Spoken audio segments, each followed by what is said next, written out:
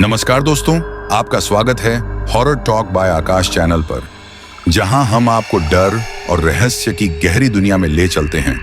अगर आप भी उन लोगों में से हैं जिन्हें भूत, प्रेत, अजीब घटनाओं और रहस्यमय दुनिया में दिलचस्पी है, तो आप बिल्कुल सही जगह पर आए हैं।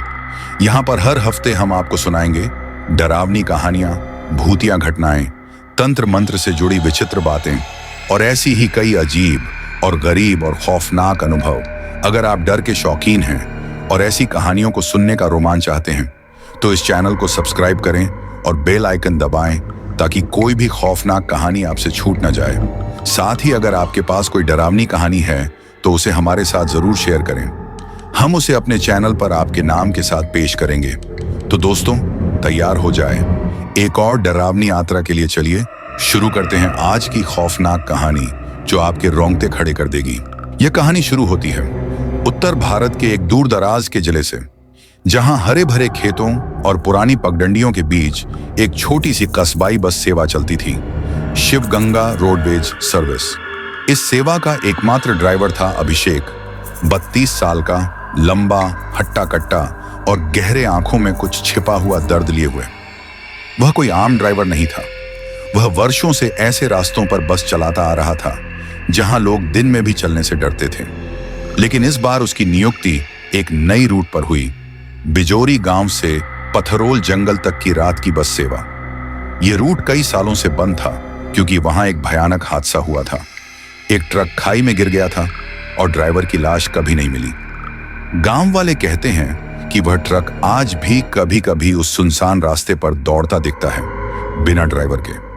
अभिषेक ने इन बातों को अफवाह समझकर नजरअंदाज कर दिया। रात के 9 बजे बिजौरी बस स्टैंड से बस खुली। कुल 7 यात्री थे, सब अलग अलग गांवों के। कुछ चुपचाप बैठे थे तो कुछ नींद के आगोश में चले गए। अभिषेक के लिए यह एक सामान्य रात जैसी ही थी, जब तक कि उसने पथरोल के जंगलों के पहले मोड़ पर एक अजीब सी आवाज नहीं सुनी। थाप थाप थाप। बस की छत पर जैसे कोई चल रहा हो। उसने गाड़ी धीरे की, खिड़कियों से बाहर झांका, पर चारों तरफ सिर्फ जंगल का घना सन्नाटा था, पत्तों की सरसराहट और झींगुरों की आवाज। उसने फिर गाड़ी बढ़ा दी।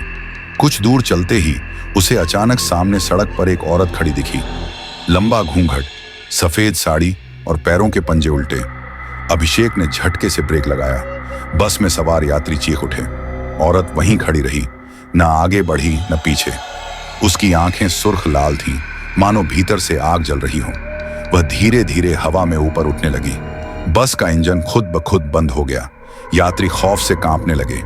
एक बूढ़ा आदमी चिल्लाया, "यह वही है, वही जो पिछले साल ट्रक वाले को ले गई थी।" अभिषेक का दिमाग सुन्न पड़ गया। सामने वही जगह थी जहां उस ट्रक ड्राइवर की दुर्घटना हुई थी, और वह अब समझ गया कि यह सब महज अफवाह नहीं थी। और तभी धम्मा, बस की छत पर कुछ गिरा। अभिषेक ने डरते हुए दरवाजा बंद कर लिया। इंजन को स्टार्ट करने की कोशिश की, लेकिन बस का सारा सिस्टम फेल हो गया। और फिर बस के पिछले हिस्से से एक यात्री की चीख गूंजी। वो नौजवान लड़का जो अभी कुछ देर पहले फोन पर बात कर रहा था, अब गर्दन मरोड़कर उल्टा लटक रहा था। औरत अब उसके ठीक सामने खड़ी थी।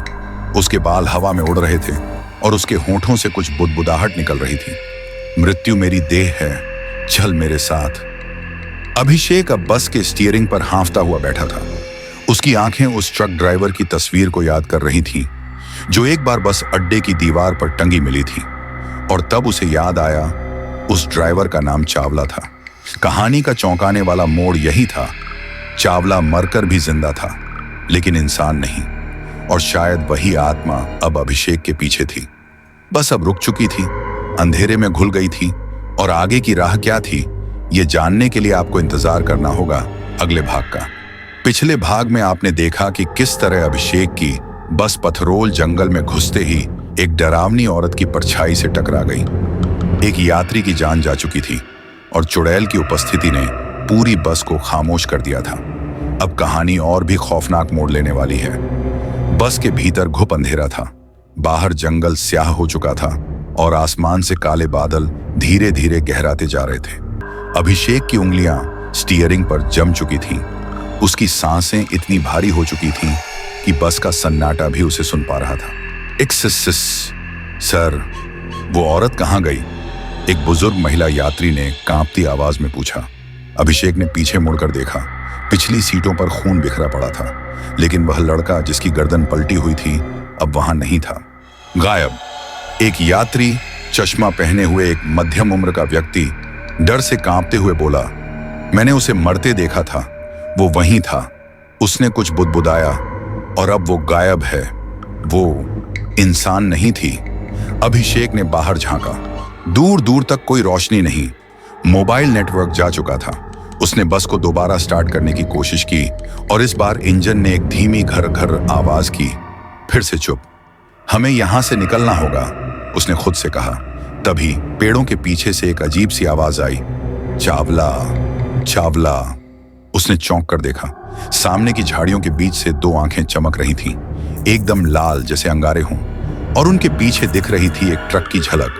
वही पुराना जंग लगा ट्रक जिसका कोई ड्राइवर नहीं था। ये कैसे हो सकता है? अभिषेक ने बुदबुदाया। ये ट्रक तो कई साल पहले खाई में गिर गया था। बस के दरवाजे अपने आप धीरे धीरे खुल गए। यात्रियों की चीख फिर गूंज उठी, बंद करो दरवाजा, कोई बाहर मत जाओ।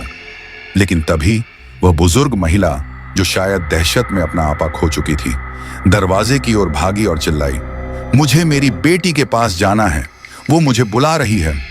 नहीं, अभिषेक चिल्लाया, लेकिन बहुत देर हो चुकी थी। जैसे ही महिला ने बस से पैर बाहर रखा, एक तेज झटका लगा। कुछ अदृश्य शक्ति ने उसे हवा में उठाया और झाड़ियों के पीछे खींच लिया। बचाओ, बचा ओ! उसकी चीख गूंजती रही जब तक वह पूरी तरह गायब नहीं हो गई। अब बस में सिर्फ 5 लोग बचे थे, अभिषेक और 4 यात्री। ये रास्ता श्रापित है, एक आदमी बोला। कहते हैं उस ट्रक वाले ने आत्महत्या नहीं की थी, बल्कि किसी औरत ने उसे मरवा दिया था। उसके साथ धोखा हुआ था और उस औरत ने छलावे से उसे खाई में धकेल दिया। अभिषेक ने धीरे धीरे गहरी सांस ली और बोला, यह कोई साधारण आत्मा नहीं है, ये किसी की प्यास है, शायद बदले की। अचानक बस की सभी खिड़कियों पर एक साथ तेज आवाजें गूंजने लगीं, धप्प धप्प धप्प, जैसे किसी ने चारों ओर से उसे घेर लिया हो। अभिषेक ने सीट से उठकर सामने की बड़ी विंडशील्ड से झांका और उसने देखा, सामने वही औरत फिर खड़ी थी, लेकिन इस बार उसका चेहरा दिखाई दे रहा था, विकृत, गला सड़ा हुआ और आंखों की जगह बस 2 काले गड्ढे। उसके होंठ फटे हुए थे, लेकिन उससे एक आवाज निकली, चावला जिंदा है, पर अब वो इंसान नहीं। कौन हो तुम? अभिषेक ने कांपती आवाज में पूछा। मैं वो हूं जो झूठ के साथ दफनाई गई, जिसने एक ट्रक ड्राइवर को मारा नहीं, बल्कि उसे राक्षस बना दिया, और फिर वह गायब हो गई एक झपक में। अब अभिषेक जान चुका था, यह कहानी सिर्फ चुड़ैल की नहीं, बल्कि एक अतीत के छलावे की है। वह अतीत जो अब उसके वर्तमान को निगलने आया है। बस का रेडियो अपने आप चालू हो गया। एक पुराना लोकगीत बजने लगा, जो उस इलाके में सिर्फ अंत्येष्टि के समय गाया जाता है। यात्रियों की चीखें, जंगल की हवा और वो अंधेरा, सब ने मिलकर एक भयावह सच्चाई को जन्म दिया। बस अब भी उसी जगह खड़ी थी, सन्नाटे में, पेड़ों के बीच, जमीन से भीगती ठंडी हवा में घुला वह डर जिसे किसी ने नाम नहीं दिया था। अभिषेक को समझ नहीं आ रहा था कि वह क्या करे। मोबाइल पूरी तरह बंद हो चुका था। यात्री सहमे हुए एक दूसरे से लिपटे बैठे थे। हर कोई उस औरत को देख चुका था, उसकी आंखों में झांक चुके थे और उसके आसपास मंडराते अंधकार को महसूस कर चुके थे। लेकिन इसी बीच एक उम्मीद की किरण जगी। बस के ठीक सामने वाली झाड़ियों से एक धीमी आवाज आई, लकड़ी की माला हिलने की, घंटी बजने की, और फिर एक बूढ़े साधु की आवाज, बस वहीं रुके रहो, कोई बाहर मत आना, ये तांत्रिक छलावा है, आत्मा नहीं। अभिषेक ने खिड़की से देखा, सफेद दाढ़ी वाला एक साधु हाथ में त्रिशूल और कमंडल लिए गेरुए वस्त्रों में धीरे धीरे बस की ओर बढ़ रहा था। उसकी आंखों में भय नहीं था, एक गहरी चेतना थी, जैसे वो जानता हो कि वह क्या कर रहा है। आप कौन हैं? अभिषेक ने पूछा। नाम नहीं बताऊंगा, साधु बोला। नाम से भी आत्माएं पकड़ लेती हैं। बस इतना जान लो, मैं उस ट्रक ड्राइवर को जानता हूं, चावला को, और उसे जिसने मारा उसे भी। 3 साधु बस में चढ़ा नहीं। वह बस के बाहर दरवाजे पर ही खड़ा रहा और जमीन पर कुछ अक्षर अंकित करने लगा। पीली राख से बने उन चिन्हों से अजीब सी ऊर्जा फैलने लगी। ये बस इस जगह पर बंद हो चुकी है, वह बोला। अब यह सवारी नहीं, एक शिकार बन चुकी है। अभिषेक उसके करीब गया और झुककर पूछा, आप चावला को कैसे जानते हैं? साधु ने धीमी लेकिन सख्त आवाज में कहा, चावला मेरा शिष्य था, तांत्रिक साधना करता था, मगर एक लड़की के प्रेम में पड़कर उसने खुद की शक्ति का दुरुपयोग किया। लड़की ने उसे छोड़ दिया और वह जलते हुए ट्रक में खुद को कैद कर बैठा। लेकिन मरते समय उसने जो मरण क्रिया की, उसने उसे साधारण आत्मा नहीं रहने दिया। वो अब छलावा बन चुका है, जो झूठे प्यार, धोखे और वफादारी के नाम पर मौत बांटता है। और वो लड़की अब ये जंगल छोड़ चुकी है, मगर उसकी छाया अब भी यहां है। क्या वही औरत जो बस के सामने आई थी?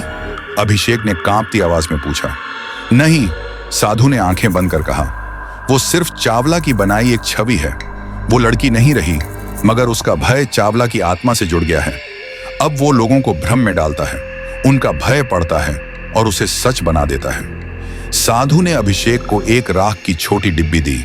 बस में सभी यात्रियों के माथे पर तिलक कर दो, फिर एक मंत्र बोलना, त्राहिमाम पिशाच भस्मम।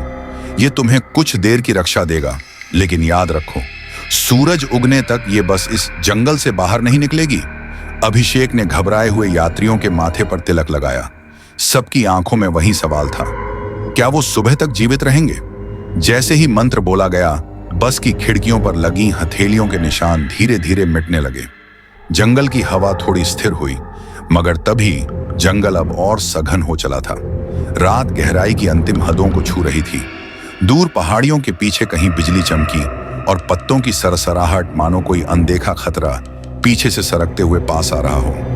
बस के भीतर बैठा हर यात्री सिहर रहा था। साधु अब धीरे धीरे धूप और गोमूत्र से बस के चारों ओर एक सुरक्षा घेरे की रेखा खींच रहा था। अभिषेक उसे देखते हुए आगे बढ़ा और पूछा, बाबा, चावला की कहानी क्या है? मुझे पूरा सच जानना होगा, मैं इसे रोकना चाहता हूं। साधु ने झपकी ली, जैसे किसी पुराने दर्द को फिर से याद कर रहा हो, और बोला, चावला सिर्फ ट्रक ड्राइवर नहीं था, वह मेरा शिष्य था, साधक था, तंत्र में गहरी आस्था रखता था। उसके पास जन्मजात शक्ति थी। वो रात को सपनों में लोगों की छवियां देखता और उन्हें सच्चाई में बदल सकता था। मगर फिर वो एक औरत के मोह में पड़ गया। नैना नाम था उसका। नैना ने उसे प्रेम में फंसाकर उसकी शक्ति का दुरुपयोग किया। वह किसी और से शादी करना चाहती थी, लेकिन चावला को सिर्फ एक खेल समझती थी। जब चावला को सच्चाई का पता चला, उसने एक अंतिम तांत्रिक अनुष्ठान किया, मरण क्रिया। अभिषेक चौंक पड़ा। मरण क्रिया? हाँ, साधु की आंखों में अंगारे जल उठे। एक साधना जिसमें साधक खुद को मृत्यु के द्वार तक पहुंचाता है और वहां से लौटकर शक्ति का ऐसा रूप बनता है जो न तो आत्मा कहलाता है और न ही इंसान, छलावा। उस रात चावला ने अपने ट्रक में बैठकर खुद को आग के हवाले कर दिया, मगर मरते समय उसने तंत्र से बदला मांगा। उसने कहा, मेरी मृत्यु कोई अंत नहीं, बल्कि प्रारंभ होगी उन सब की जो धोखा देंगे। उसकी आत्मा नष्ट नहीं हुई, बल्कि उसकी चेतना इस जंगल से जुड़ गई, और अब वह हर साल इस दिन लोगों को अपने उस दुख के चक्र में खींचता है। हर साल। अभिषेक की आंखें फैल गईं। हाँ, आज वही तारीख है जब चावला ने खुद को मारा था, और आज की रात उसका शाप सबसे ज्यादा ताकतवर होता है। तभी बस की पिछली खिड़की टूट गई और एक तेज चीख सुनाई दी। एक यात्री जो अब तक चुपचाप खिड़की के पास बैठा था, उसे बाहर कुछ दिखा था। उसने झांका और किसी अदृश्य शक्ति ने उसे खींच लिया। उसकी लाश कुछ दूर पेड़ से उल्टी टंगी दिखी, जैसे किसी ने उसे वहां रस्सी की जगह बालों से बांध दिया हो। साधु ने तुरंत कुछ राख बस के भीतर फेंकी और मंत्र पढ़ने लगा। ऊं भूत प्रेत पिशाचाद्य नश्यन्ति मम संस्तवात। बस का भीतर अब थोड़ा शांत हुआ, मगर बाहर कुछ ज्यादा भयानक होने लगा था। झाड़ियों के पीछे किसी भारी वाहन की आवाज सुनाई देने लगी, जैसे ट्रक धीरे धीरे नजदीक आ रहा हो। अभिषेक खिड़की से झांकता है और देखता है, ट्रक जो 10 साल पहले खाई में गिरा था, वही ट्रक धीरे धीरे सड़क पर बिना ड्राइवर के चल रहा है। हेडलाइटें जल रही थीं और सामने ट्रक के बोनट पर खून से लिखा था, मैं अब भी चल रहा हूं। यह सब कैसे संभव है? साधु ने गहरी आवाज में कहा। उस ट्रक में उसका चेतन शरीर अब भी है। बस तुम्हें उसे रोककर उसकी आत्मा को मुक्त करना होगा, लेकिन वह आसान नहीं होगा। वह अब अपनी ही मृत्यु का कैदी बन गया है। अभिषेक ने मन ही मन निर्णय लिया। वह अब भागेगा नहीं, वह इस कहानी को यहीं खत्म करेगा। मैं उस ट्रक तक जाऊंगा, अभिषेक ने कहा। नहीं, साधु चिल्लाया। अगर तुम बिना रक्षा के ट्रक तक गए तो तुम भी छलावे का हिस्सा बन जाओगे। चावला तुम्हारे शरीर को माध्यम बना लेगा। लेकिन बहुत देर हो चुकी थी। ट्रक की हेडलाइटें अब सीधे बस के सामने थीं और उसका इंजन धीमी गति से गुर्राने लगा। ट्रक का दरवाजा अपने आप खुला। अंदर कोई नहीं था, लेकिन सीट पर बैठा था एक धुआंधार कंकाल, आधा जला हुआ, मगर उसकी आंखों में अब भी वह जुनून था जिसने उसे छलावे में बदला। बस की हेडलाइट अब ट्रक की हेडलाइटों से टकरा रही थी। दोनों वाहनों के बीच एक सन्नाटा था और उस सन्नाटे के भीतर हर यात्री की सांस अटक चुकी थी। साधु अब चुप हो गया था। उसका चेहरा सफेद पड़ चुका था, जैसे वो जान चुका हो कि अगला पल कोई बड़ा तूफान लाने वाला है। अभिषेक, जो अब तक अपने कर्तव्य के साथ साथ इस अभिशाप के केंद्र में आ चुका था, धीरे धीरे दरवाजे की ओर बढ़ा। मैं जाऊंगा उस ट्रक तक, उसने धीमे मगर दृढ़ स्वर में कहा। मंत्रों का सुरक्षा घेरा अभी सक्रिय है, साधु ने चेताया। जैसे ही तुम उससे बाहर निकलोगे, वह तुम्हारे मन को पढ़ लेगा। तुम्हारा डर ही उसका हथियार है। अगर मैं नहीं गया, अभिषेक बोला, तो वह खुद यहां आ जाएगा और हम सबका अंत यहीं होगा। साधु ने अपनी कमंडल से एक छोटी सी चांदी की डिब्बी निकाली। उसमें एक काली राख थी। इसे अपनी आंखों के नीचे लगाओ, उसने कहा। यह तुम्हें भ्रम से लड़ने की शक्ति देगी। अगर तुम्हें उस ट्रक के भीतर कोई आवाज सुनाई दे, चाहे वो तुम्हारी मां की हो, प्रेमिका की हो या मर चुके किसी की, मत सुनना। सिर्फ एक मंत्र याद रखना, छलितम तमसी यथार्थम ज्योति। अभिषेक ने चुपचाप राख आंखों के नीचे लगाई और बस से बाहर निकला। अंधेरा ऐसा था कि उसने महसूस किया जैसे हवा में सांस लेना भी अब मौत को पास लाना है। ट्रक के पास पहुंचना एक स्वप्न जैसा लग रहा था, लेकिन डरावना स्वप्न। ट्रक का दरवाजा पहले से खुला था। उसकी भीतर की सीट पर कोई नहीं था, मगर ड्राइविंग व्हील अपने आप धीमे धीमे घूम रहा था, जैसे कोई अदृश्य हाथ उसे चला रहा हो। चावला, अभिषेक ने धीमे से पुकारा। एकाएक ट्रक की भीतर की लाइट जल उठी और वहां बैठा दिखाई दिया वही जला हुआ कंकाल, जिसकी आंखें एकदम लाल थीं। तू ड्राइवर है? उसकी सड़ी हुई आवाज गूंजी। मुझे धोखा देने वालों में क्या तेरा भी हिस्सा है? मैं सिर्फ उन्हें बचाना चाहता हूं, अभिषेक ने जवाब दिया। जैसे उसने कहा था, कंकाल ने बुदबुदाया। वो भी यही कहती थी। मैं तुम्हें बदल दूंगी चावला, मैं तुम्हें माफी दिलवाऊंगी। लेकिन वो खुद मुझसे छूट गई, मुझे आग में छोड़ दिया। अचानक अभिषेक के सामने ट्रक का केबिन बदल गया। अब वो किसी और समय में पहुंच गया था। वहां चावला और नैना बैठे थे, एक छोटी सी पहाड़ी पर, ट्रक के पास। मैं तुम्हारे साथ रहूंगी, नैना कह रही थी।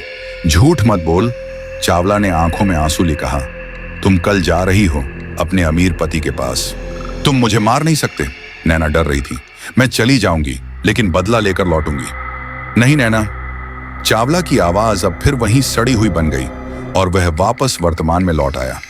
अब ट्रक का इंटीरियर जलने लगा था, आग की लपटों में घिरता हुआ, मगर वह जली हुई आत्मा अब भी अभिषेक की तरफ देख रही थी। अगर तुझे मुझे मुक्ति देनी है, वह बोला, तो मुझे वहां पहुंचा जहां मेरा ट्रक गिरा था, उस खाई में जहां मेरी अधूरी साधना अब भी मेरे शरीर को पकड़े हुए है। मैं कैसे जाऊंगा वहां? अभिषेक ने पूछा। तू बस ड्राइवर है। चावला की आंखें चमकी। अब तू इस ट्रक को चला।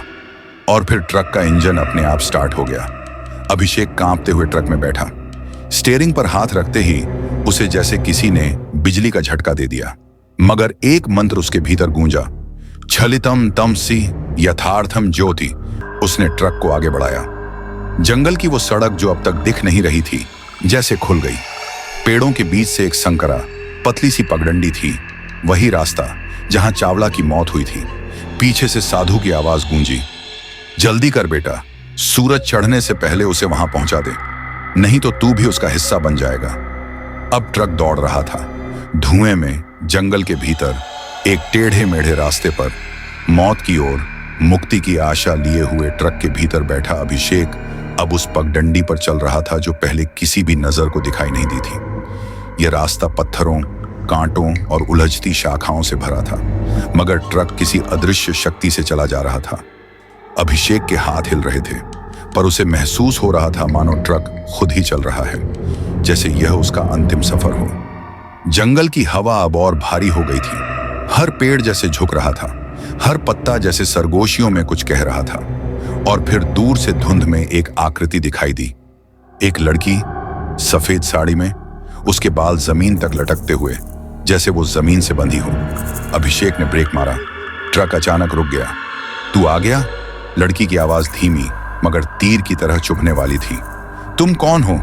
अभिषेक ने कांपती आवाज में पूछा। मुझे नहीं पहचानते?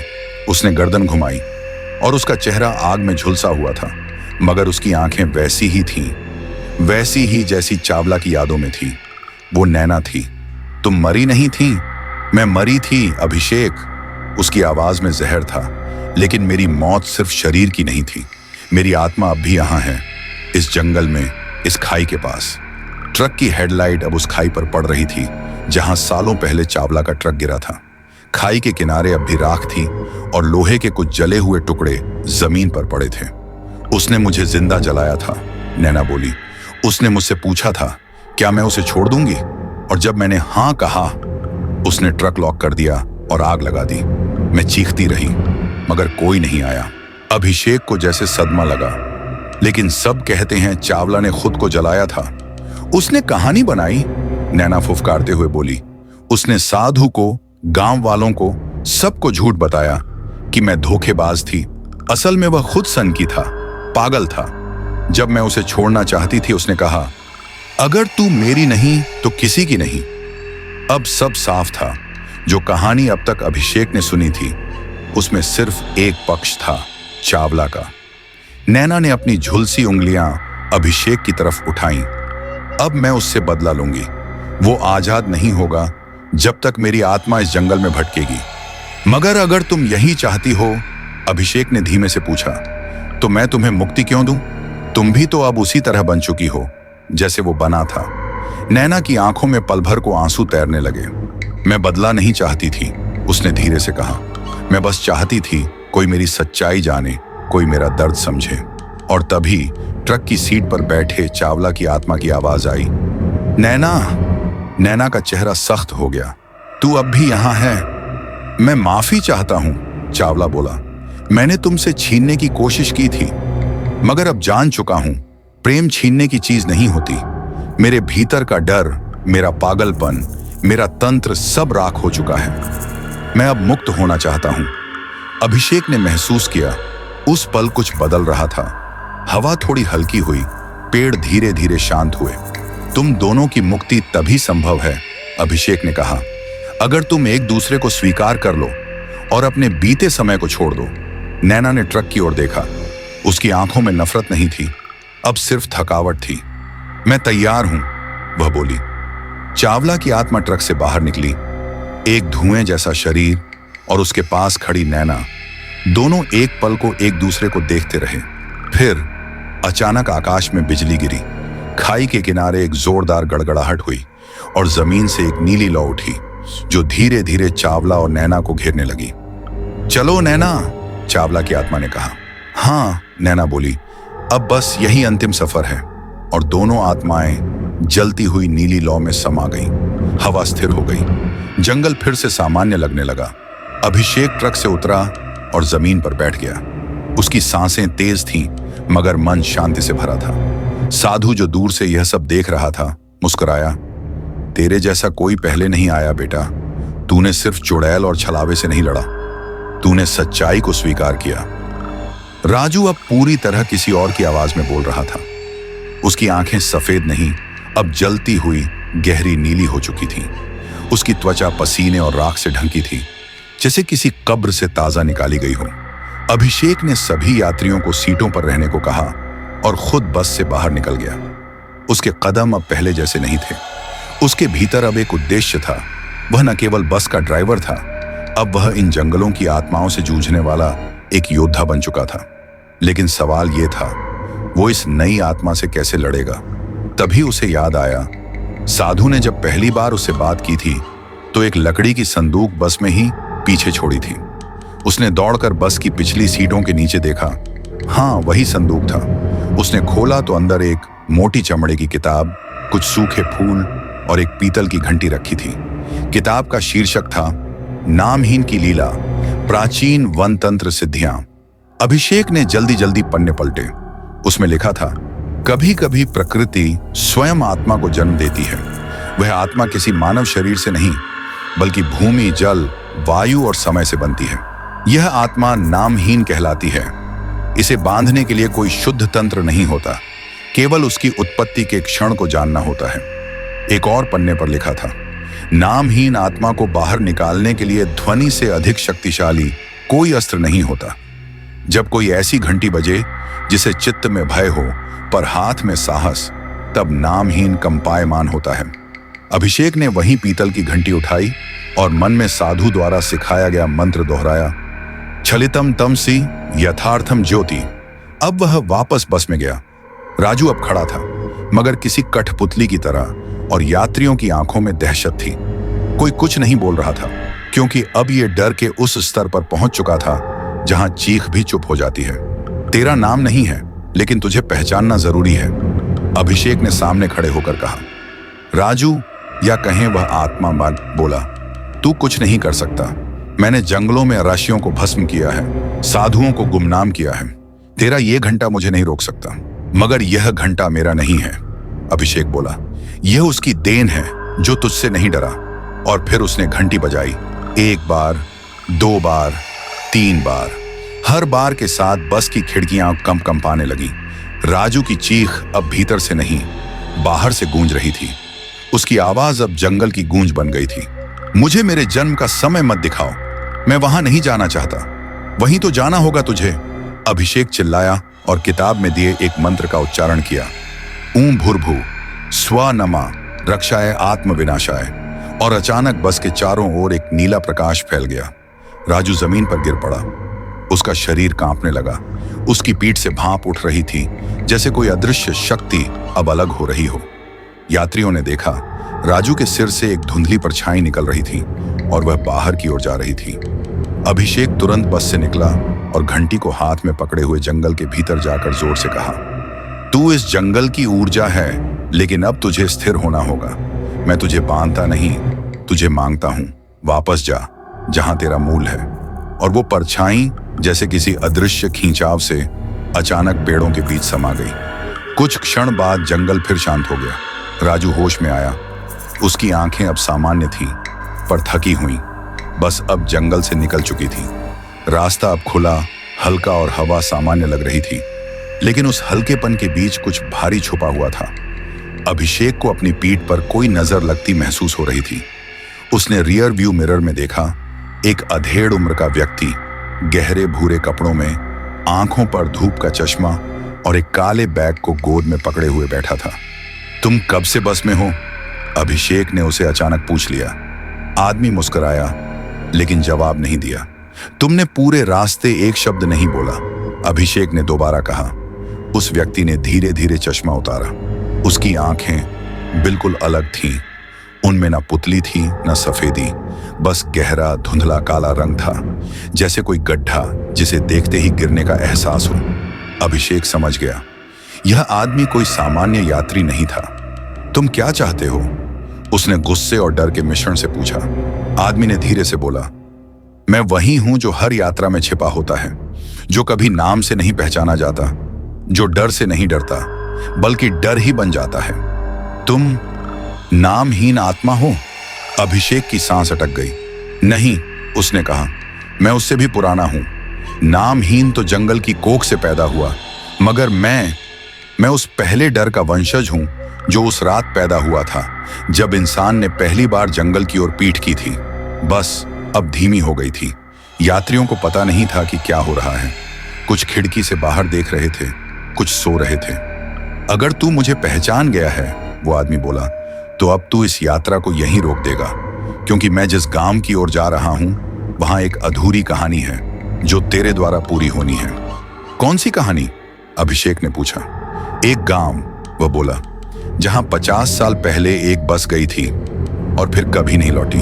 वहां के लोग अब भी इंतजार कर रहे हैं, उस ड्राइवर, उस बस और उन यात्रियों का। मैं वहीं जा रहा हूं, उन्हें बताने कि अब वक्त आ गया है। तू क्या चाहता है मुझसे? बस यही, तू मुझे वहां छोड़ दे। अभिषेक को जैसे किसी अदृश्य शक्ति ने बांध लिया था। उसकी हथेलियां ठंडी पड़ने लगी। ट्रैफिक नहीं था, पर सड़क पर कोहरा अचानक घना हो गया। अगर मैं ना ले जाऊं तो? उसने हिम्मत करके पूछा। तो बस यहीं रुक जाएगी, इंजन जलेगा, पहिए पिघलेंगे और हर यात्री वहीं बैठा सड़ा मिलेगा। अभिषेक अब समझ चुका था, यह एक नई परीक्षा है, शायद आखिरी। यह आदमी आत्मा नहीं था, यह परछाई का दूत था। उस जगह से जो अब तक भूली जा चुकी थी, बस अब एक पुराने पुल के पास पहुंची थी। नीचे नदी बह रही थी और ऊपर दूर दूर तक कोई बस्ती नहीं दिख रही थी। अब क्या करोगे? नील अभिषेक ने पूछा। जो मुझे करना है, वह आदमी बोला। तू बस चला, मंजिल अब सामने है। अभिषेक ने गियर बदला, लेकिन इस बार डर नहीं था, बल्कि एक दृढ़ निश्चय। अगर यह उसकी किस्मत थी, तो वह इसे भी अंत तक निभाएगा।